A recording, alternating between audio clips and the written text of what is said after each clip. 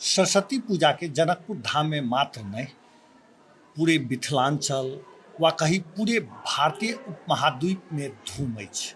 कोना कऽ भगवती के प्रसन्न करी सभक लक्ष्य अछि। सरस्वती पूजा प्रत्येक वर्ष बसंत पंचमी के दिन मनाओल जाइत अछि। ई पूजा माता सरस्वती, जिनका विद्याक देवी कहल जाइत अछि, हुनके सम्मान में आयोजित कयल जाइत अछि। मिथिलांचल में बहुत उत्साहक संग ई पावनि बनाओल जाइत अछि। सरस्वती पूजाक आयोजनक चर्चे सँ विद्यार्थी सब में उत्साहक संचार भ जाइत अछि।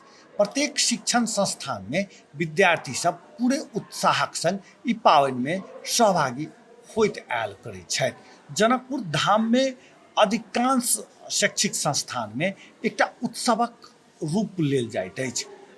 खास कऽ विद्यार्थी, अभिभावक, नागरिक समाज सब क्षेत्रक व्यक्ति विद्यालय में पहुँचे छथि, पूजा देखै छथि, पूजा में सहभागी होइ छथि, प्रसादी खाइ छथि आ एक दोसर के जनसंपर्क के माध्यम से हो ई पूजा बढ़ि रहल अछि। एहिमे धियापुता आ बूढ़क सेहो ओतबे सहभागिता रहैत अछि। विद्यार्थी सब समूह बना कऽ पहिले चंदा जमा करैत छलथि आ फेर पूजा के किछु दिन सँ पहिने से ओरियान करैत छलथि। मुदा जनकपुर में बहुतो शैक्षिक संस्था अपने स्तर से ई कार्यक्रम करऽ लागल अछि। ओना विद्यार्थी के सहभागिता बिना ई पूजा पूरा नहीं होइ छै, तें विद्यार्थी के सहभागिता अत्यधिक देखल जाइत अछि।